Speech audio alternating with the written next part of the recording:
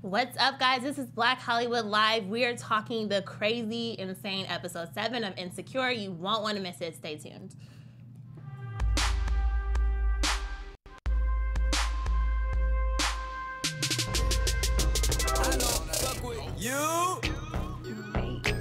You little stupid ass bitch, I ain't fucking with you. Clearly the theme song for you little dumb ass bitch, I ain't fucking with you. tonight's episode, or yesterday's episode. Yeah. Hella disrespectful. Yeah, Hella disrespectful. Hella disrespectful. What's up, guys? My name is Mariel Turner. You can find me on Twitter and Instagram at Mariel_Turner.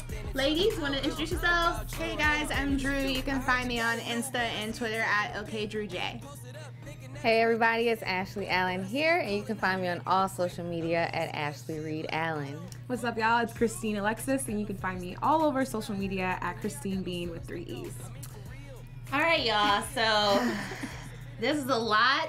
It was very heavy. I feel like watching this, I just need a deep breath afterwards. Like, damn, like, oh, this is kind of exhausting me a little bit. Like, it's so much tension, so much going on. This was one of those episodes where I was like literally at the TV like, yes, exactly. I was like, you can't say that. It was a lot. Let's take it back, because clearly we're kind of referencing, Issa and Lawrence and how that went down. But before any of that happened, there's a lot more that went on this episode. And it comes in kind of where we left off last episode with, Issa getting the cum shot on the face, the facial, and talking to Molly about it like girls do. And she's like, girl, we'll drive by his house. We'll egg his house. Like, we got this. Not going to let him disrespect you.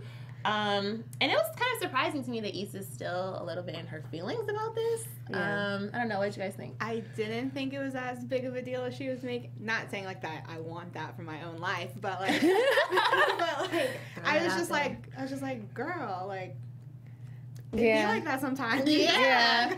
Me too. I feel like I understand her initial shock or her being mad, but it's like, okay, it happens to everybody at some point in time. It's an accident, girl. But she's like really mad at him. I know, it's wild to me, anyway. Yeah. Yeah, I don't know. I wouldn't have reacted like that either. But I think for Issa, it's just like she wants to be in control of her rotation and how everything goes. And this was something that was like she couldn't control, or maybe she could have if she ducked or something. I think she's just like out of her element. Like, what do I do? Yeah. I mean, and then of course they get into this a little bit later, we're going to touch on, but it's like, you had forewarning. He told you it was going to happen, girl. He did tell her. You could have prepared yourself, decided what your next move was. Like, it didn't have to go that way. But it really didn't. It really didn't. And again, like, clearly, maybe she didn't pay attention to that class that they took. Right. Because I'm sure the instructor told her, and she's a grown woman, you know what's going to happen. 30. She's 29. Come on. I'm like, girl, come on. I feel like it's like a 2 + 2 equals, like, we know it equals 4. Like, we know what's going to happen. Yeah. Why are you acting brand new about this? Well, she knows now. Right. We learned today. So, Issa, of course, ruined her car a few episodes back. So she's riding the bus, and she's riding it with this Latino student who just so happens to be in her program. That's kind of like an epiphany moment for her. And she's like, oh, wow, I'm really not helping this kid who needs it. And so that kind of, is a segue for her to make up with her, like, work wife, Frida. Right. And I thought that was pretty, because I feel like that storyline has kind of fallen a little bit to the wayside or not touched on as much, obviously. So I think it was nice to see her kind of have that moment with the student on the bus. Yeah.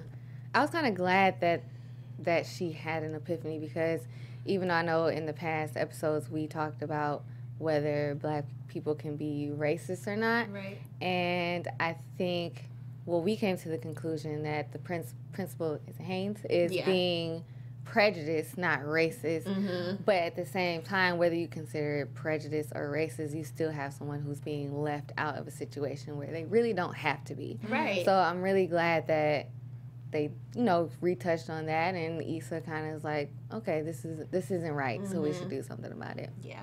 I think she also realizes, like, he's just a kid. Like, like nationality, race, or whatever aside, like, as a kid, you should still be afforded the same opportunities as everybody else. Like, if we're stopping them at the gate from that point, like, think about the rest of his life. Like, he's already going to be stopped from so many other opportunities. Like, it's up to them to give him a safe space to learn and grow.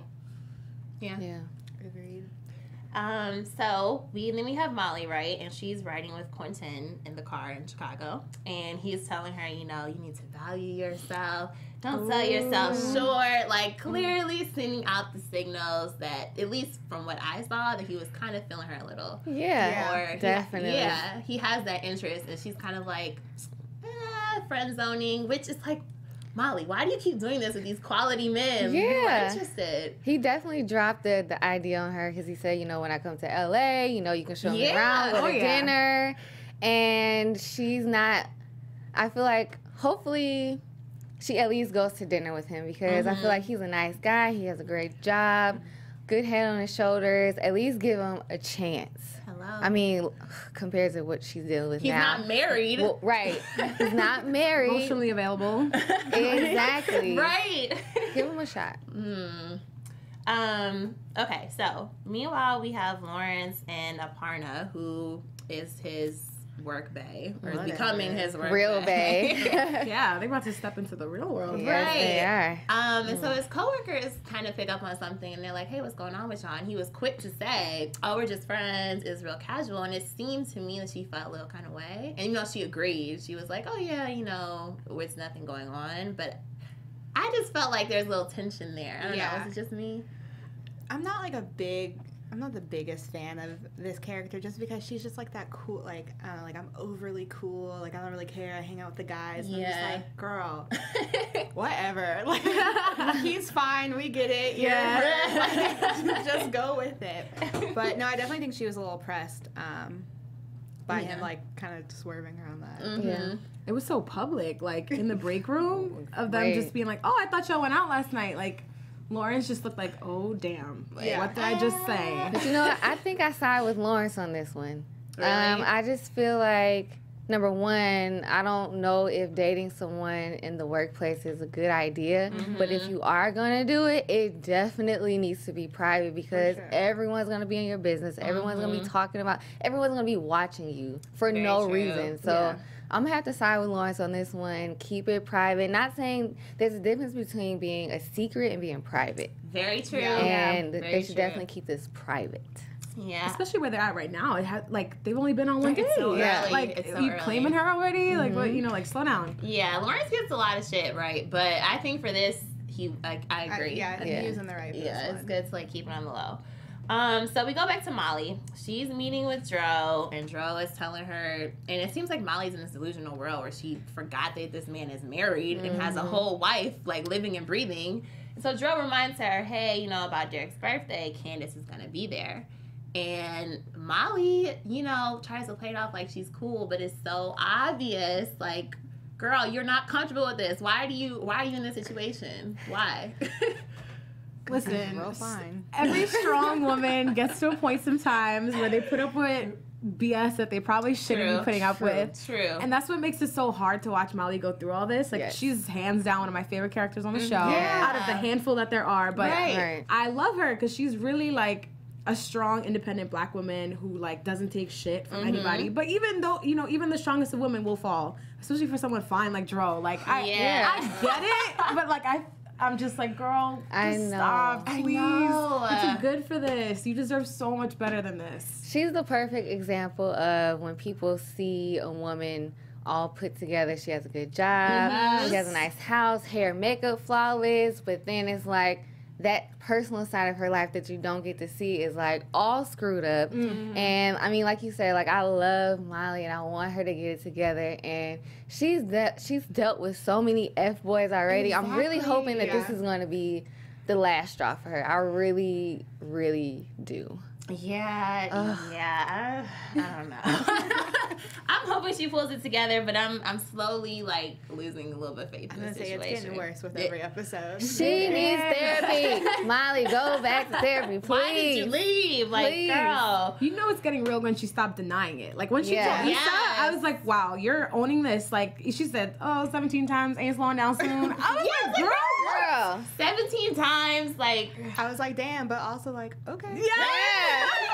I mean, that's real. That's real. Gonna do it. We always tell ourselves, this is the last time. Oh, I'm not gonna do it no more.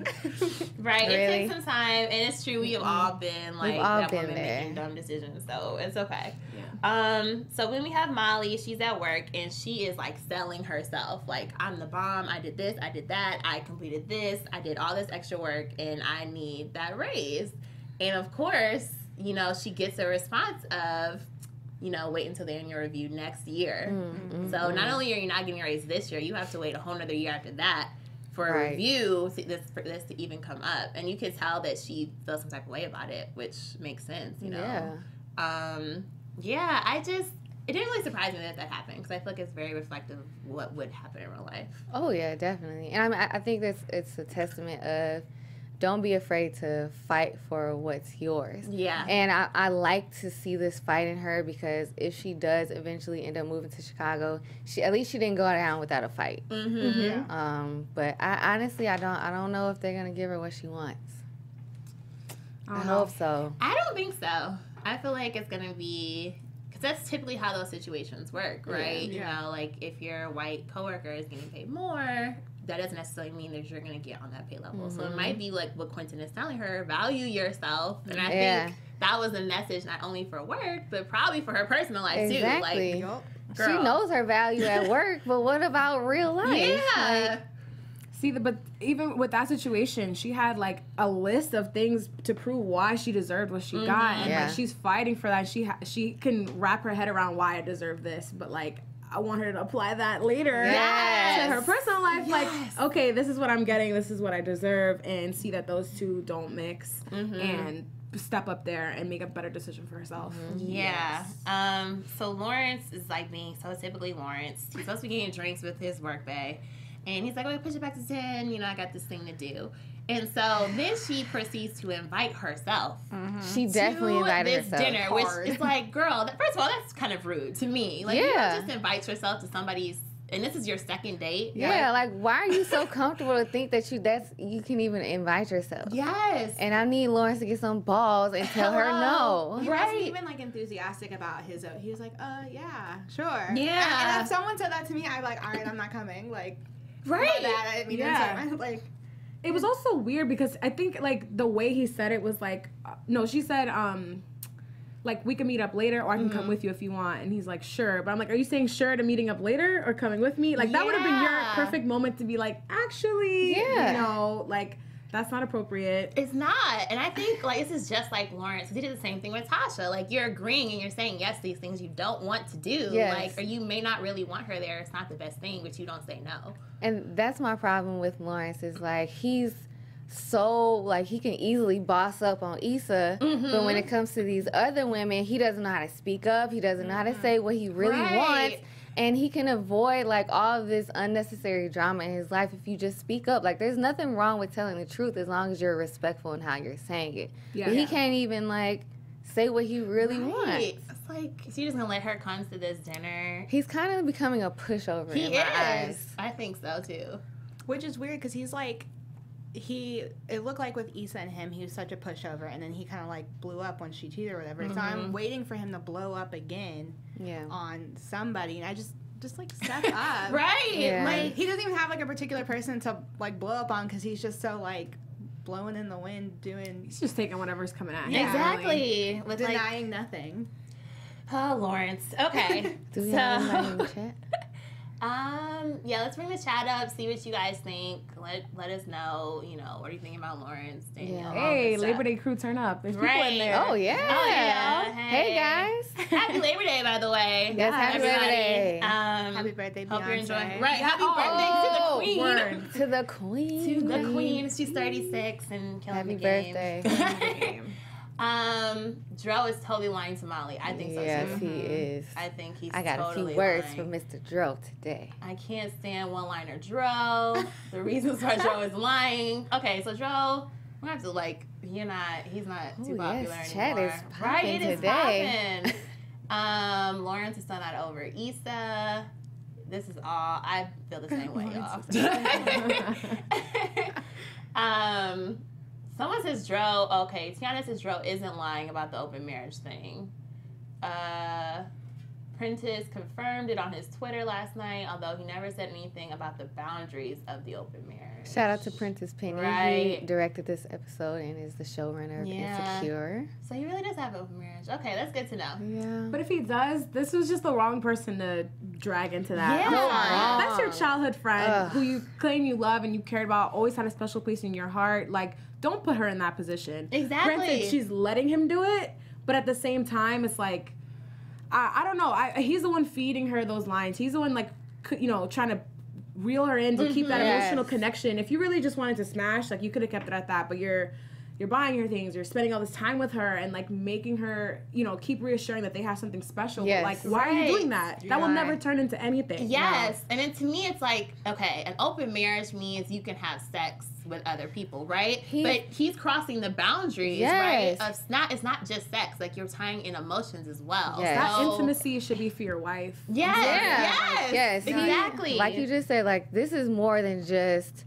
like another person to smash. Like, he's in another relationship. Exactly, yeah. Well, at least he's making her feel like she's in one. Mm-hmm. And like I said before, like, I just feel like, I mean, like everyone else has said, this is going to end sooner rather than later. Yeah. And Dro is doing a great job in manipulating her and her emotions. Yes. Like, he's doing a really good job.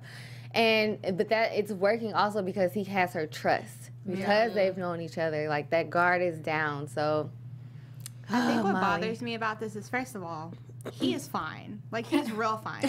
So why, out of all the people that you could smash, you decide your child... Like, I have a childhood best friend who I've known since I was 3, and he's real fine, too. I'm not... Shout out to BFF. Right. But I would never, just because... I'd be tempted to, but I would never, because, like, of all those years of friendship, like, how are you gonna...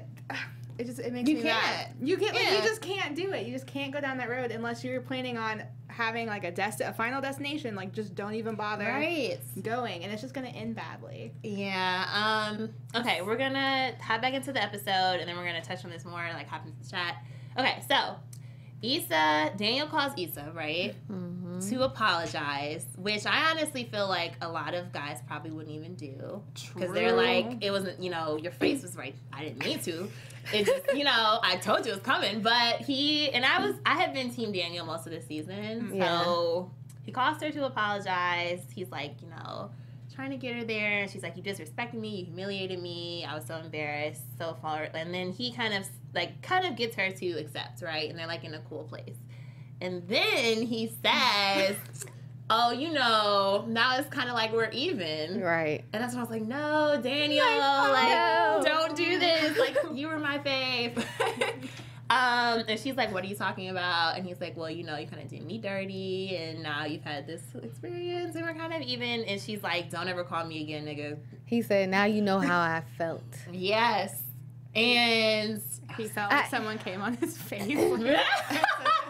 That's what it feels like to be played, guys. Like, come in your eye. There you go. I think because she felt humiliated. So he's like, now you know how it feels like to feel humiliated. So, do you guys think, I feel like what he said is not how he meant it, if that makes sense. Yeah. It's like the way that she heard it is not how he meant it. Right. Am I the only, you guys agree? I agree. Okay. I agree. I think she kind of heard it as like, oh, you're saying this is all just a plot for revenge. Right. And it was clear if you watched episodes, like, he has feelings for this girl. Yeah. Like, it wasn't really about that. I think it was a classic case of, like, think it but don't say it. Yeah.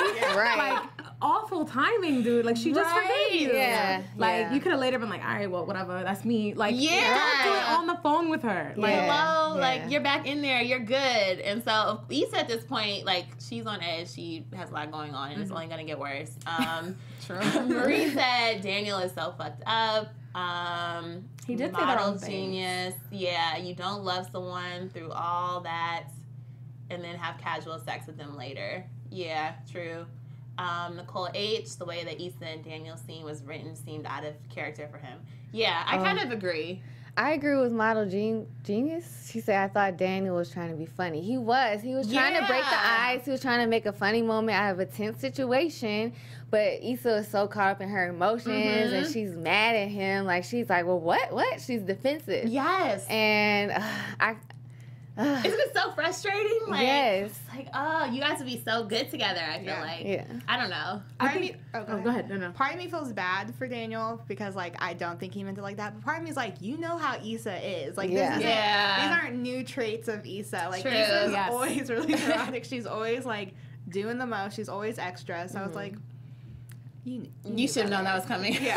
For real, like, tread carefully. Yeah. Do you guys think this is the end of Issa and Daniel? I hope not. I hope not either. I hope she comes to her senses and, like, realizes that might be a good match for her. Like, stop trying to do this whole thing and maybe... Okay, so Christine, your face is like, I don't think so. No, I don't know. Like, I don't dislike Daniel, but I just don't think that he would be the next best...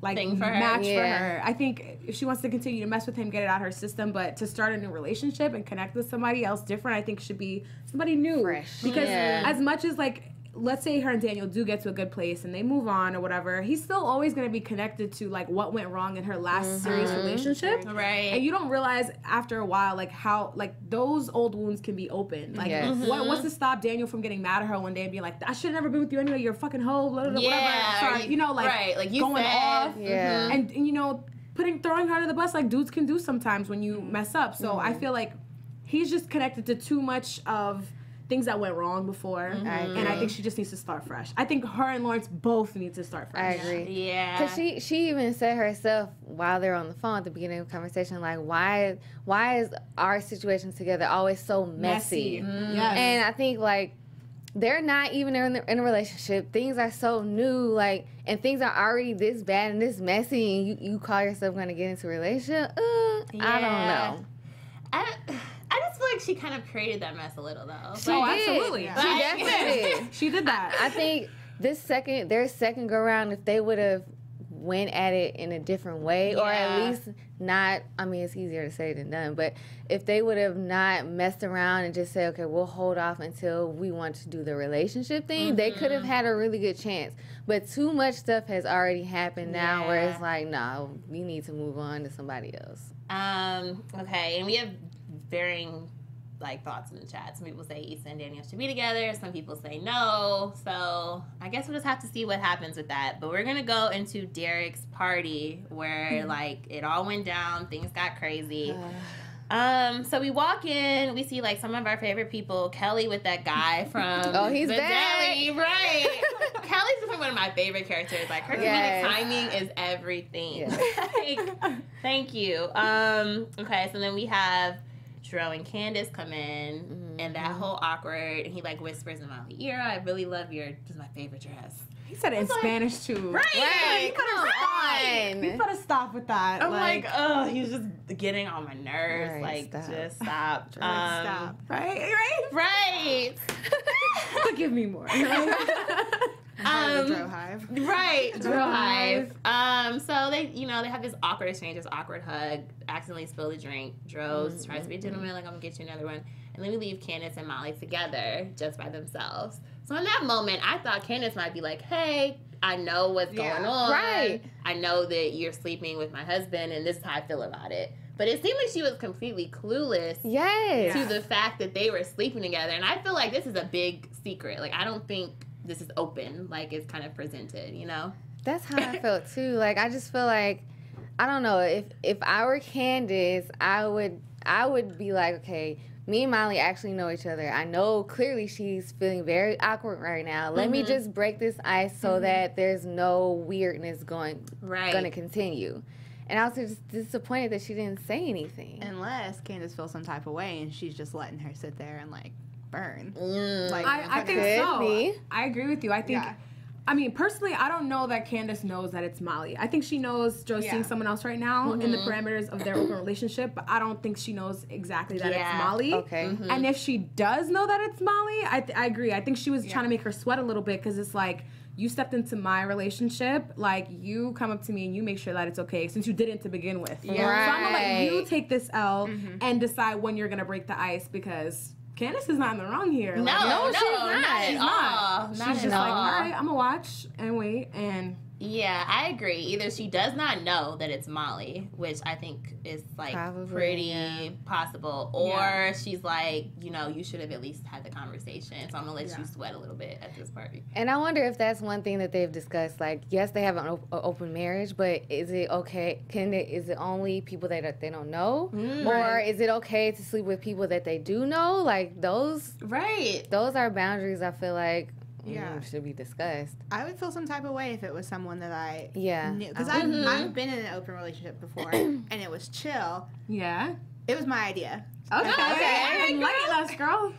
Fair flip. But I would be cool if it was someone I didn't know. If it was like a friend of mine, I'm gonna be kind of pissed because that's like emotions. Yeah, it's automatically emotional. Right. To me, that's less open and more poly. Like that's like, you know, we're in relationships together and there's emotions and we all have them. That's supposed to open, which is supposed to be more like the sexual thing, right? Yeah.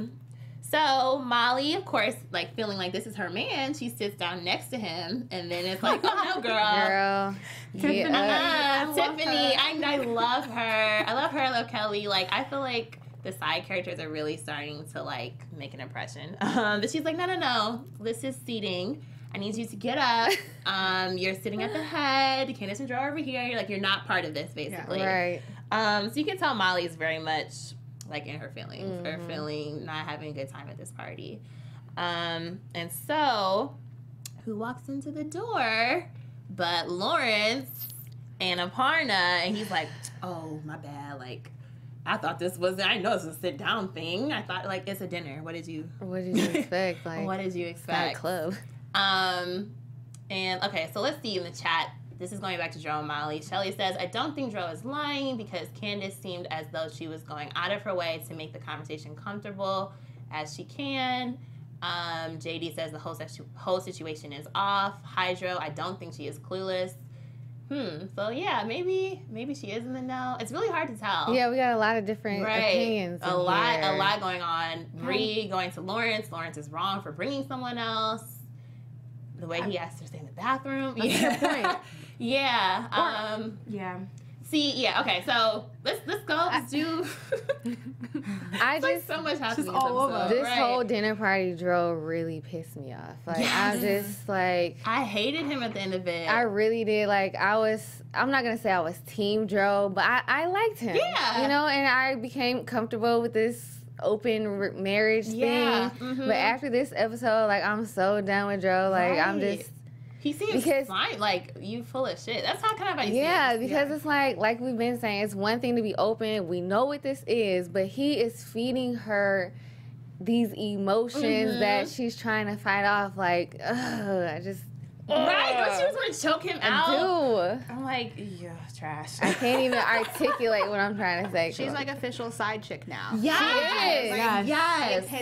And I think they were trying so hard to be like, no, you're not the side chick, you mean blah, blah, blah. But it's like, no, girl, you're the side chick. You are the side chick. You're like, that bathroom. I think that's when it hit home. Yeah. You're walking out of the bathroom by yourself, disheveled, while the guy that you just had sex with is up there with his wife. Exactly. And he said, pull up, girl, give me 5 minutes, then come out. Right. Like, if it was so open, cheap feeling. Everybody was cool. It'd be like, oh, let's go out because this is open. But it's like, oh, stay in here a good 5 minutes, then come out. Which is like red flag to me. I mean, he could have been trying to be respectful of Candace in that environment because it's not like everyone else at the table knows what's up. Right. But at the same, it's just the way he said it, how he said it right after he smashed. Exactly. Like, just give it a second. And he's like, all right, I'll be out. Like, exactly. Like, oh yeah, girl, you know, we have something special too. It's not just nah, man. Like, get out of here. It's self-serving. Get out of here. Right. He's thinking about himself. And exactly. He's trying to play it off to think that he's considering her feelings when he's not. No. Not at all. Not at all. You're gonna be holding your girlfriend's or your wife's hand and stuff like that during dinner, not even acknowledging Molly whatsoever, not bringing her into the conversation whatsoever, and then you're gonna go bang in the bathroom and then be like, nah, bro. Be like, good game, like.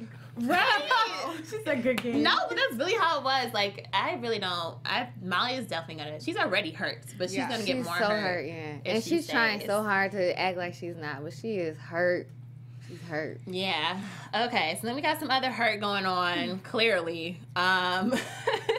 So Lawrence brings his workday to Issa's friend's dinner, which I didn't know. At first, I thought they were all friends together and they all met at the same time. But then at the table, it's explained, actually, these are Issa's friends. And I met them. Those are her friends from college, and that's how I met them. So number one, I was like, why are her friends inviting her ex to this dinner? Well, because he's been around for so long. Yeah, and he's friends with Derek. He's friends with Derek. They have a relationship. Yeah. And then why would you bring somebody to your ex's friend? Like, Lawrence.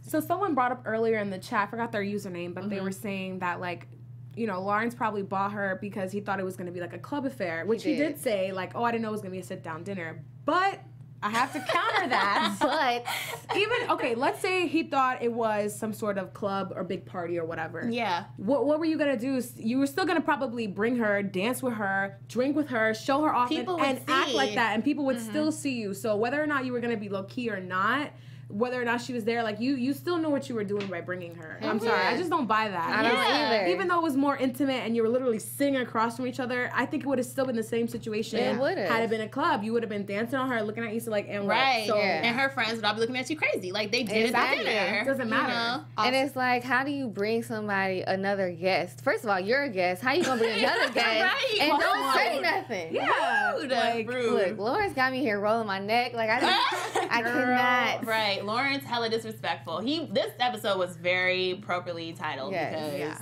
he was very disrespectful. We have somebody in the chat who said they blame Issa's friends for inviting him. Yeah. It's like yes and no.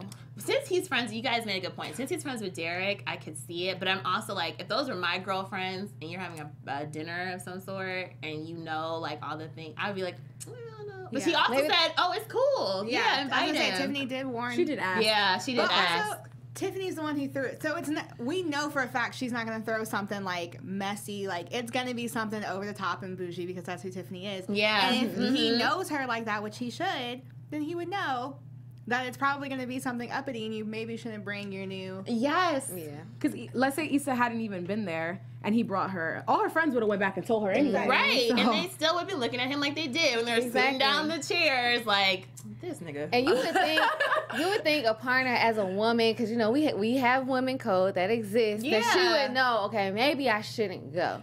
On a second date, You like, would why think. would you put yourself in that environment? I would not want to do that. I would Heck say, no. Let's make plans next weekend. Like, Yeah. I don't want to. Or just meet up later, like they were going to It's do. 10 o'clock. I think it goes back to what you were saying earlier about Aparna being that, like, cool girl or whatever. I looked at her saying yes to go. Like, you know when a dog pees on its territory, like, this is mine? Like, that was her. Like, she'll spray everything. I'm with him. That's it. Like, Girl, nah. Yeah. And she wanted to see who she is competing with. That's true. She wants to see Right. Issa. I think she was being a little manipulative. Nicole says Lawrence was an asshole for that. I agree. He was. I agree. Gospel, I can't see how there's a Lawrence hive after this episode. Oh, they're there. Right. They're there. They are. And we haven't even gotten to the worst part of what happens, right? Right. So there's this awkward conversation. It's this tension. Issa gets up, which I don't blame her. Like, this is uncomfortable. Yeah. I don't have to be here. Let me go outside. So she goes outside. Lawrence comes out being the good guy that he presents himself to be and says that he is. And he's like, oh, let me, don't worry. Let me explain. I didn't know. With all of her. And she immediately calls him out on his shit. Like, Right. no, you're full of it. Like, what do you mean you didn't know? Blah, blah, blah.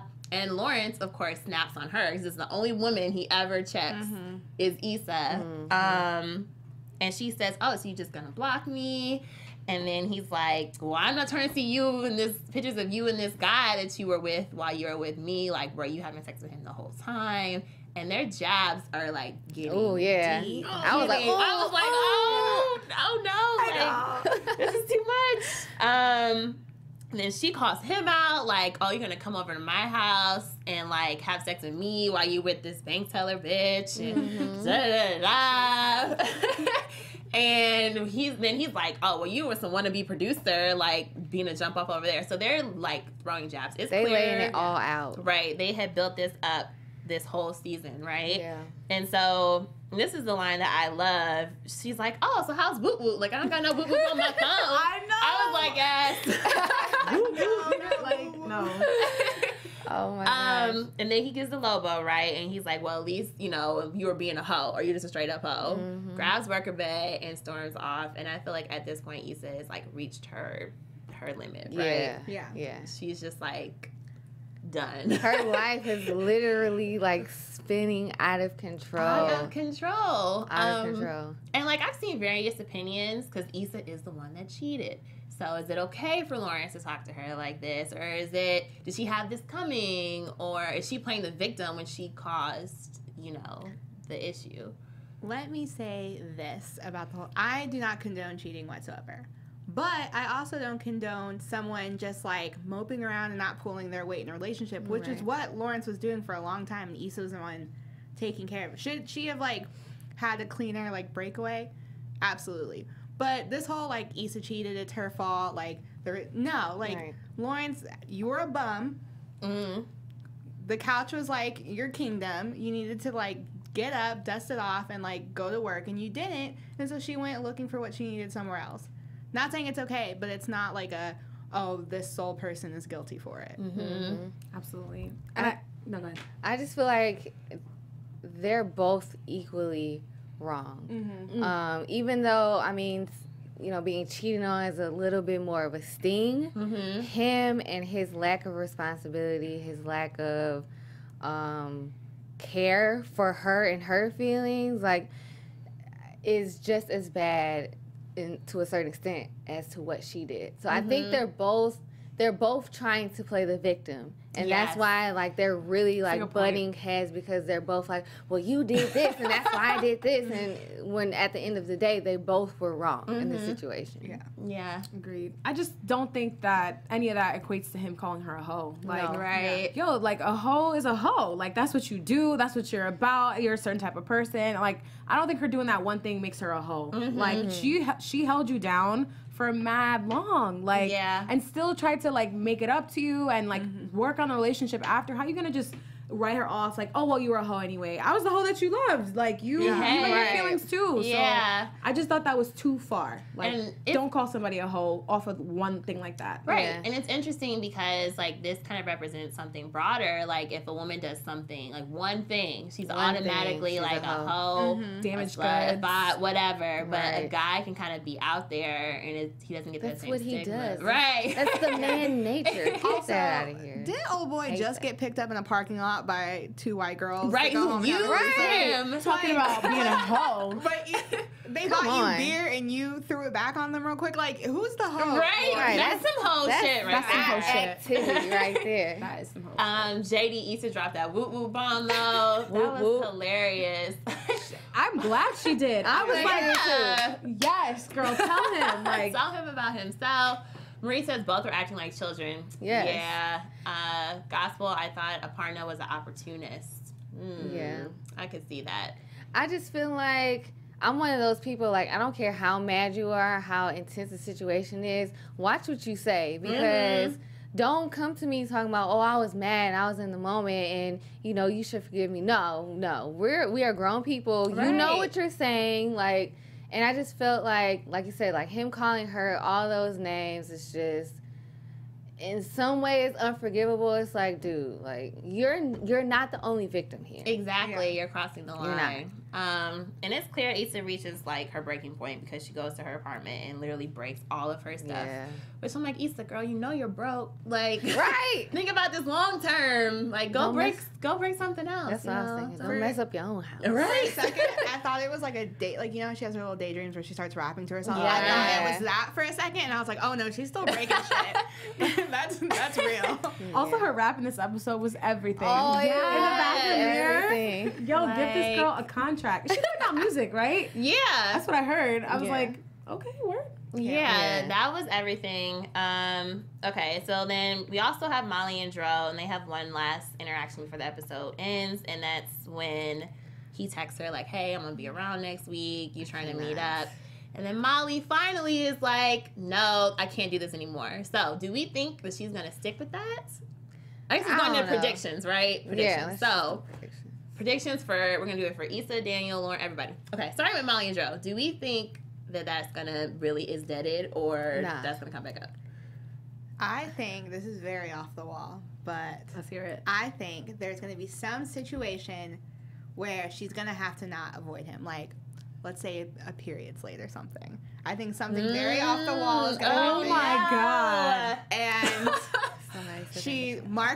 I hope you all are listening, because I have a feeling I hope not. that something weird like that's gonna happen, and she's gonna be forced to like have all of this blow up. Jesus. That is my prediction. My goodness. Don't do it, Insecure. Spicy. Like, don't do it, but like, do it. That's crazy, because, you know, Molly picked up a bunch of condoms at that sex expo, but I didn't see any condom in the bathroom that night. So maybe that could be the night. God. You know what? I can't even handle that. that. That would be too much. I don't think that this is going to end right away. I don't know. She said she's done before. Mm-hmm. I feel like this could be the last straw. I don't know. I feel like this it may not be over, but I think this time she might actually call him out on his stuff. Yeah, which, I mean, that's a good first step, because he needs somebody to tell him about himself. Like, bruh. He do. Damn, She's a weekend girl. I don't know how it's going to end, per se, but I definitely don't think this is the end of it. Maybe there'll be a situation where, like, it's just so plain and obvious to everybody that she has to address it head on. Mm-hmm. And I also don't think that they can continue to be friends after this, even if that relationship ends. So maybe there's some sort of situation where she has to talk to Candace about it, and then to really make sure that this is over, like, end her friendship with him. Yeah. And just disassociate herself with that and that part of her life. Yeah. Okay, so we see in the preview that Lawrence comes up to the dunes, right? For the finale next week, guys. It's the last one. I know. So, are they gonna make up? Are they gonna be friends? Is it gonna be like it's all comes from love and we should figure this out, or is it gonna be like Issa and Daniel? It's just gonna be Issa and neither? I hope that they both just come to a realization. I feel like this is a very big hope. Because of who it is. But I would hope that they come to a realization that they both were in fault, and this is kind of like a aha moment for both of them. I doubt that's what's going to be, because they're not the most rational, but that's what I hope is going to go down. I don't know what would come of a conversation, but I'm hoping that they have a real conversation. Like, at this point, I don't even know how it's going to end, whether they'll try to be together again or not, but I really hope that they have an adult conversation, lay it out on the table, and then sort of move on from there. Mm. And I kind of feel like, even though Lawrence is friends with Jennifer. Yeah. Her boyfriend. They need to have a separate relationship. Mm-hmm. So they need to stop inviting Lawrence to stuff, so that way he can live his life, Issa can live her life, and it's over. It's done. I think I was trying to figure out from the promo where that scene was in terms of the episode. Like, is that going to be the very end or the very beginning where we're going to catch them? Yeah. And I think he's going to go to the dunes and it's going to be empty. I think Issa's going to be gone, and I think that's going to symbolize that there's nothing left for them to fix. Because of the rent increase? Because the rent increase. She trashed her apartment. I think she's going to take her shit you're right. and leave. And he's going to come back to try and be like, let's move this over, and there's just nothing there. And it's just going to be like symbolizing like there's nothing left to talk about. That. And before she trashed her apartment, she was looking up at that smoke stain. Mm-hmm. So she's probably like, this apartment is just filled with so many I need to get out of here. Yes. That is perfect. I like that. Maybe that's how the episode ends. Like, right. Yeah. So we gotta get you on the writers panel. Like that definitely sounds pretty interesting. In the chat, they say from the finale, we finally find out whether Dro is lying or not. Gospel says Issa will own her hoe phase, and Lawrence will still play the good guy. So continuing on the hotation, I feel like she's kind of over that a little. Yeah, that was her little coping mechanism for a while. Issa is gonna move out. The rent went up. Yeah, just like you mentioned. There you go. Ashley says, I don't think Lawrence or Issa will make a rational, mature decision or have a real conversation. That's not how they have operated in the past. Hydro, I think Molly's mom said those things to her. Oh, right, because she did finally have the conversation with her mom. Like, how did you stay after cheating? And her mother said, I don't know if this is a direct quote, but like, he made me happier more than the times he hurt me. Mm-hmm. Which I feel like it's not exactly what Molly needed to hear in that moment, because I think she applied that to her situation with Dro. Yeah, but I'm kind of glad that she did finally talk to her mom about it, because just to bring that up really quick, I think that we forget sometimes that our parents are human and that they had a life before us. Mm-hmm. So I think that news, hearing about her father's infidelity, made her think, like, realize nobody's perfect, because Molly is on this search for the perfect guy. Nobody's perfect. Mm-hmm. So I don't know. Yeah. Let's see. Can't wait for another season of tomfoolery, right? This is just... Like, this is getting crazy. I actually, now that you brought up that conversation, I wonder if that's like foreshadowing what's gonna happen with Dro and Candace, because Molly's parents went through a cheating situation, right? And their love overcame that, and maybe even if Molly and Candace and Dro and everything comes out in the open, Molly might step away because she knows at the end of the day those two might still find the strength in their relationship to move on, and she's just gonna be something that they got over. Because even though they have an open marriage, it's still a marriage. They got married for a reason, so and she's always commenting like, you guys look so happy together, the way they vibe, and I think some of that she really is observing, like, they really are meant to be. They have something that I'm not gonna have. At the end of the day, it's still a marriage, and you're always gonna be pushed to the side, so go find your home. Hello, I think that is the message of this episode. We are about to wrap it up. Thank you so much in the chat. You guys, the chat was popping today. You guys have been great. Thank you for tuning in. We'll be back next week with the season finale. I'm sure it'll be crazy. My name is Mariel Turner. You can find me on Twitter and Instagram at Mariel_Turner. My name is Drew Jones, and you can find me on Insta and Twitter at OKDrewJ. And I'm Ashley Allen. You can find me on all social media at Ashley Reed Allen. And I'm Christine Alexis. You can find me everywhere at Christine Beam. Okay. Thanks, See you guys later. See you next week. From executives Kevin Undergaro, Dario Kristen, Tiana Hobson, and the entire BHL staff, we would like to thank you for supporting Black Hollywood Live, the first online broadcast network dedicated to African American entertainment. For questions and comments, contact us. info@blackhollywoodlive.com. Like us on Facebook, tweet us, or Instagram us at BHL Online. And I am the official voice of Black Hollywood Live, Scipio. Instagram me at KingXOBay. Thanks for tuning in. Right? And do not necessarily reflect the views of BHL or its owners or principals.